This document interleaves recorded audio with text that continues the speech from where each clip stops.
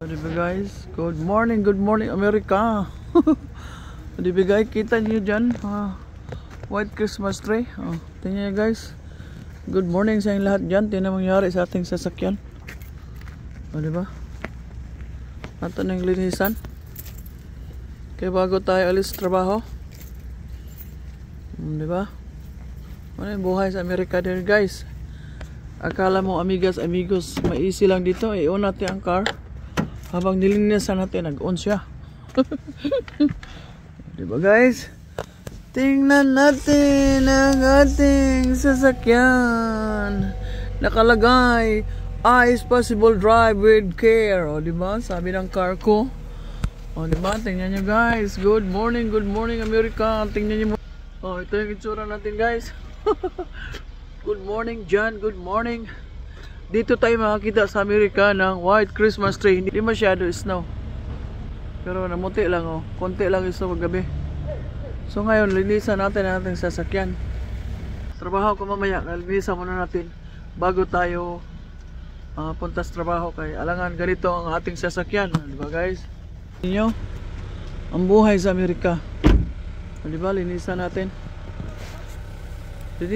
ang ating sasakyan. Alam mag-drive tayo ng sandali lang. Mag-drive tayo ng ganito. Hindi naman pwede, di ba guys? So amigos, kala nyo madali lang dito sa Amerika. Yung taga Pilipinas dyan, maraming pera daw. Kahit snow, magtatrabaho, kaya maraming bayaran. Akala nyo yan ang alam nyo. Taga Amerika may pera, yung mga hindi makauwi. Ako hindi pa ako nakauwi kasi walang pera, unahin lang utang. May sasakyan ka, may utang pa. O diba? Pero kung pwede pa lang dito maglakad sa trabaho, maglakad na ako guys. Ipaano malayo ang bus, walang bus. Sentro lang bus, sa town lang. Walang bus sa trabahoan. Kaya mangutang ka talaga ng sasakyan. I-cash mo rin. Yung mga may pera, nagkakas. Karamihan ng utang Kahit mga taga dito na utang yan Yung mga may pera lang ang cash. Diba? Yung mga mahirap, factory ng trabaho, di ba, utang. Mas kaya linisan natin sa sasakyan bago tayo alis.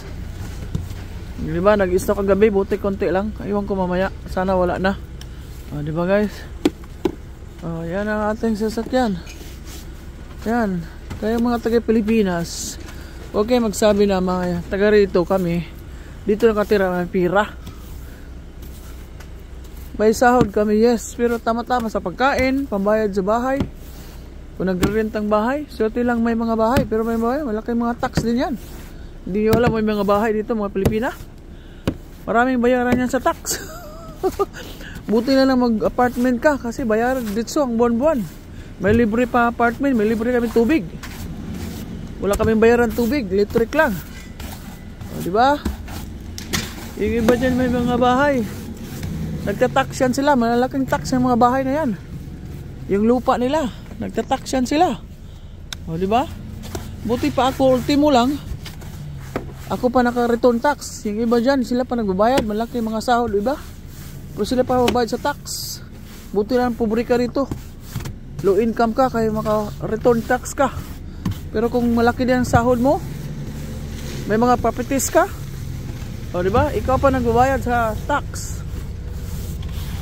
Ako ultimo lang, naka-return tax pa ako kahit nagbayad ako ng tax. Diba? Mabuti lang hindi tayo professional. Professional tayo, ganun din. Malaki nga sahod mo, ikaw man na nagbabayad sa tax. Hindi ikaw binabayaran, hindi ikaw naka-return, hindi binalik yung pera mo. Ganun tayo. Swerte tayo dito kasi low income tayo. Diba? Binalik yung natin, tax na binabayad araw-araw. Tapos yung Social Security, USS, pag retired mo, matanggap mo yun. Diba? Kahit nagbayad ka. Pero yun nga lang, hindi ka pa retired, nagbayad ka pa. Buwan-buwan ka, every sahod ka nagbabayad. Sahod ko is every week ka rin nagbabayad dito guys. Hindi ka makatakas sa SSS tsaka tax. Pero okay lang, parang ako naka-return tax ako, parang alkansiya ko lang yung tax mo. Parang alkansiya ko lang. Kasi na-return ko kasi low income ako. Pero kung malaking sahod mo, patulad ng kaibigan kong nurse, diba? Siya pa nagbayad sa tax. May bahay sila, may lupa. Sila pa nagbabayad sa tax. O diba, linis na ang ating sasakyan. Bago tayo alis, iwan ko mamaya sa trabaho. Baka paglabas, marami na namang ice. Buti lang binigyan ko sa boyfriend ko ng brush, o diba, panglinis.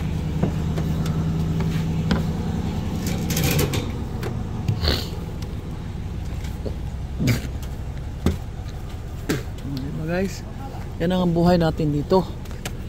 Kaya yung mga Pilipinas, kung di kayo utangin o bigyan ng pira, mga pamilya, kulang kayo.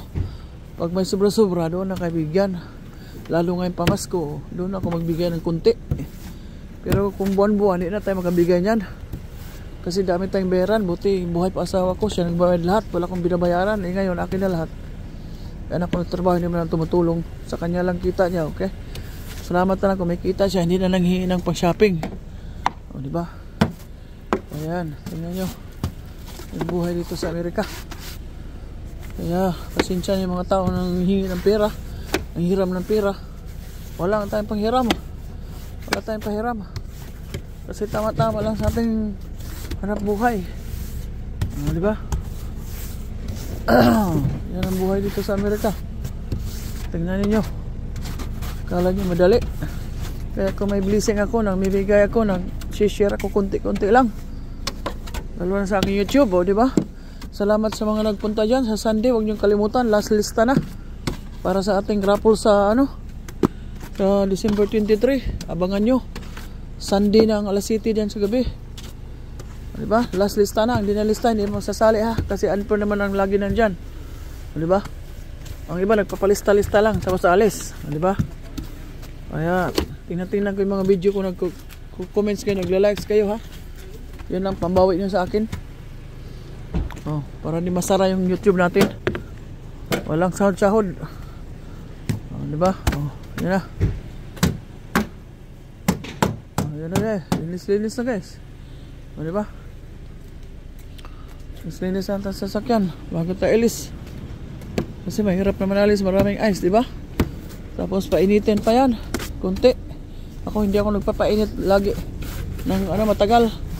Ikahas ang gas. Yan ang ating sasakyan. Okay na konti. Diba?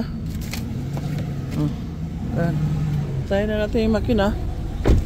Kasi init-init na yan. Diba? Tapos i-wiper natin. Water wiper natin. Sandali. Okay. Ayan, i-wiper natin konti. Diba? Naman ko yung water wiper. Nakawala na rin. Lagyan natin yung water kasi lagi tayo nag-water wiper. Okay. So, babay na. Yun lang. Salamat. Abangan yung Sunday ng gabi dyan sa inyo. Umaga sa akin, alas 7 ng gabi. Sa Sunday last lista na. Bye-bye. Bye-bye.